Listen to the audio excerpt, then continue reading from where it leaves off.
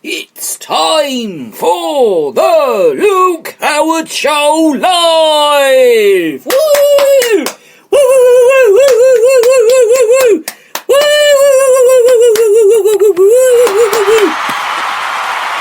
Thank you, very kind. Thank you.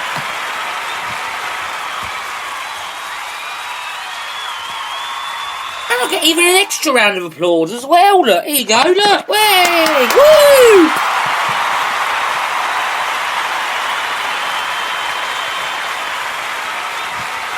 What a kind audience we get on this show. Ever so kind. Morning. Another week, another show. It is the 22nd of February 2020. And on the 25th, yes, this Tuesday, it's Shrove Tuesday. Now, can you guess what it is? Can you guess what Pancake Day is? Well, the clue is in the name. Oh, I just gave the answer away. No, it's Pancake Day on Tuesday, and then we celebrate Ash Wednesday as well, which is on the 26th. Pancake Day is basically where it's the day of Lent, I think. That's what it is. It's half day till Easter, and we celebrate pancakes. You know, we celebrate halfway to Easter with pancakes and all that stuff, which sounds very, very exciting. I shall be having my pancakes on Tuesday, and I shall let you know how it goes on next week's show. So I'm having my pancakes on Tuesday. How exciting. Yes, Pancake Day is on Tuesday.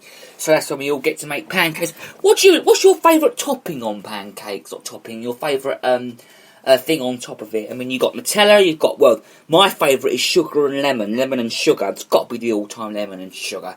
Or syrup, maybe. Or Nutella and fruit. I don't know. I mean, let us know what your favourite pancake topping is. 07593 847 105. Start with the word talk and your name, or email us, or ring us. Ring or text that number, or you can find us on email. It's GaryJHoward60@hotmail.com, or you can find us on social media. As I say every week, it's at the Luke Howard fan page on Instagram, or use the hashtags if you want. It's hashtag Luke Howard or hashtag Luke Howard Show, and that's how you can get in touch with this wonderful, magnificent show. Because today is going to be another cracking show. We've got lots of great music to come. I know you can hear my chair squeaking. I don't know why it's doing that. But, yeah, it squeaks quite a lot. So, I want to start off actually today with talking about something, celebrity-wise. When I saw this story, I mean, I couldn't believe it. I couldn't believe this story when I first saw it. It's about Julie Walters. Now, I never knew she battled with bowel cancer. I never knew Julie Walters had bowel cancer, because Dame Julie Walters has revealed her secret battle with bowel cancer. Now, she starred in Mamma Mia and Billy Elliot, and she insisted the condition was discovered 18 months ago after doctors found 2 primary tumours in her large intestine following chemotherapy. And on her colon, she has now been given all clear, which is good.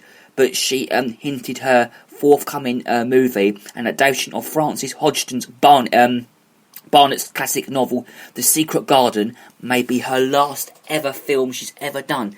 The actress, pictured 69, told BBC's Victoria Derbyshire show that she first went to see her doctor with an indigestion and slight discomfort, which is not good, to be honest.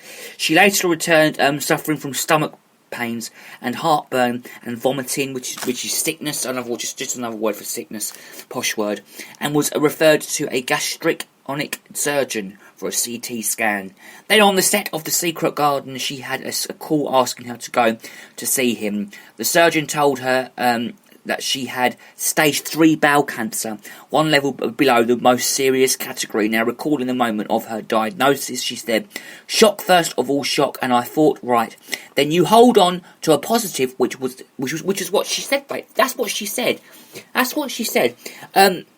She also said that we can fix this, but she admitted that while awaiting surgery, she thought to herself, well, I may not come round from the Antracic. Dame Julie also remembered breaking the news to her husband, Grant Roffey. I'll never forget his face. Tears came into his eyes, and she said that her recovery meant that she said to be cut from some searches in The Secret Garden, in which she stars opposite Colin Firth, and she also named missed the premiere of Mamma Mia, Here We Go Again, with her agent telling people that she had a ruptured hernia to keep her cancer secret, because she hasn't actually even told anyone about it before, which is absolutely terrible. She should have told somebody about it, because she never did. And she never did tell anyone about it. And she's still alive now because she survived it. So good luck to her, is all I can say. Right, did you see EastEnders last night? Come on, you must have seen it. It was absolutely brilliant. I loved it. I mean, it was so depressing though, wasn't it? All that stuff going on, you know, with the Thames boat. I mean, I was just watching it earlier on in the my dressing room where I was just, you know, I was not dressing room, my off. I had it on here while I was, sorting things out for today's show. And I couldn't believe it. I mean, Sharon, oh my God. I mean, that is terrible. The storyline was okay, but a lot of people say it's not good anymore. A lot of people have actually said that it's just not great, and it's not going very well anymore. So, but I think it's alright. I mean, it's going very well, and we'll just have to see how it goes. Now, did you also see Cilla Black the other night about it was about tapes? What they did was they discovered some secret tapes in her attic back in 2016, I think it was, when they cleared her house out after she died. And there was a program on the other night, and they were talking all about, tapes and all about her life. It was absolutely amazing. So if you get a chance, download it. It's on ITV. It's called what's it called? It's called Cilla Black, The Lost Tapes. That was easy. So, it's a very, very good little film about her life. Absolutely amazing. Go and watch it. It's brilliant. Right, okay, let's move on now to Philip Schofield, because he was seen in Paris. Philip Schofield showed his marriage. Well, everyone knows that he came out gay. That was a terrible story. It's as strong as ever as he treated his wife to a break in Paris 2 weeks after revealing he is gay. This morning presenter shared holiday snaps online, because I saw this as well, of him and his... Well, we saw it on my fan page, we saw it on there. Him and his wife Steph, posing together at the Eiffel Tower during their trip with the daughters Molly 27 and Ruby 24. Now the family shared in front of a big red heart, and Philip also added his own love symbols to the images. The ITV boast 57 has said it 57. Blimey, is that how old he is? He said that it is too soon to say if he and Stephanie will eventually divorce after his emotional on-air revelation as he is gay. But he says that he still loves her. Oh, bless him. And, not really. And their 27-year-old... I preferred Harry Redknapp's story. That's much better. But anyway, a 27-year marriage has been full of happiness. Stephanie has said that I love Philip as much today as I ever will and have done. And always will, she added, their daughters were coming into terms with their father's revelation. We've been a vice track of the strength and love of our previous gifts, girls, even as they've been trying to make sense of it all for themselves. And the former BBC production assistant said during this ITV confession in front of the ITV This Morning colleagues Ollie Willoughby, Ruth Langsford and Eamon Holmes, Philip said that with this strength and support of any with my daughters, I have been coming to terms with this fact that I am gay. Now, if you want to read more about that story, you can read it in the papers, actually. It's all papers. It's in all of them. Most of them. It's an amazing story, though, but just to come out gay, just like that, absolutely amazing. I mean, it's just terrible. I mean, but anyway, moving on. There's another story about Jeremy Corbyn. He went to go and visit the people in the floods in South Wales. Now, I don't suppose you saw this. This was on Thursday. Because firefighters were called, and Boris Johnson, as they say, is a coward, but he's not a coward, for failing. Apparently he was failing to visit victims of his extreme weather revelation Britain. Now that is not right. That is not right at all. Because this is Sevenoaks in Worcestershire. This is after the River Severn over-flooded. More than 250 flood alerts and warnings have been issued across Britain. Because yes, this weekend is going... Last night it was really, really windy. I don't suppose you saw it last night. It was absolutely windy out there. I've never seen it so windy in all my life. But Mr. Corbyn said it was painful. and absolutely pitiful that Mr Johnson had not even called an emergency Cobra meeting. The Labour leader also questioned with the PM and had not shown up despite visiting flooded regions during democracies.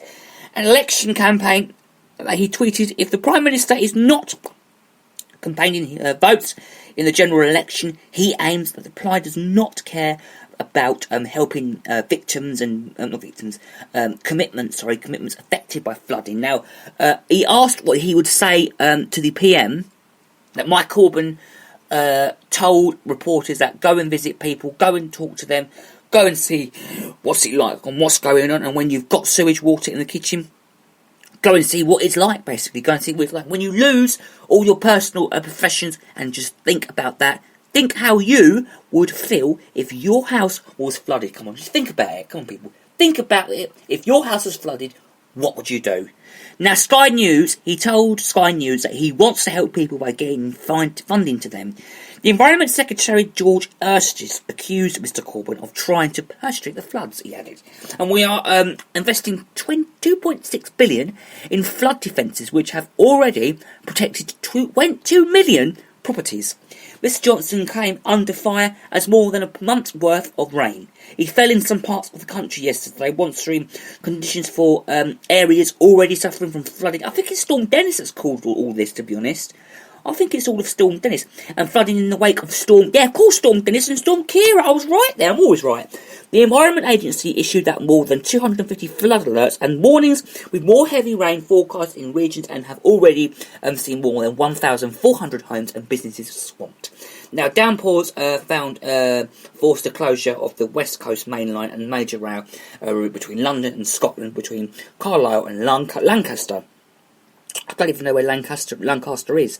Lancaster, how posh am I? Police searching for missing 87-year-old Jean Disney, who was feared to have fallen into a river in Infton, Devon on Monday. She recovered her body yesterday as well. So, if anyone is affected out there in those floods and need help, may I suggest the Floodline is always around and they are here to help. I don't actually know their numbers. I'm not quite sure what the number is, but if you go online, I don't know if you can go online, but just try and find the Floodline is the best place to get hold of, and they will come straight out to help you.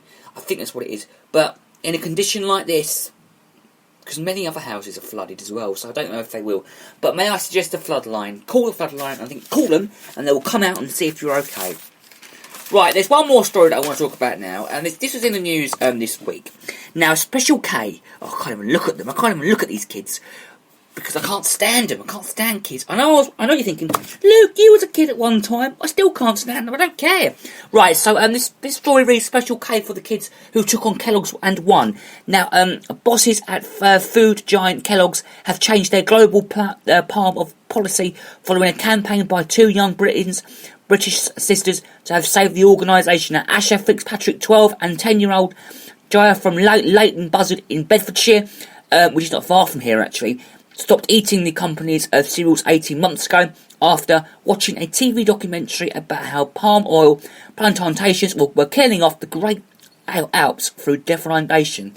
This began a petition. They began a petition actually, which gained more than 780,000 signatures, and Kellogg's bosses invented them at a meeting. Now, the mum, Harvinder Dyson, 47, said, the first meeting was a bit of a charm offensive, and they gave the girls cereal bowls, boxes, post for photos, and spoke about changing their policy last year, and the sisters have existed again, but that disappointed. Mr. Dyson said that Dyson said the company said that they were a small player in the global palm oil market without much power to change things. But last Friday, the girls met bosses for a third time, and Miss Dunner said that their tone became very positive.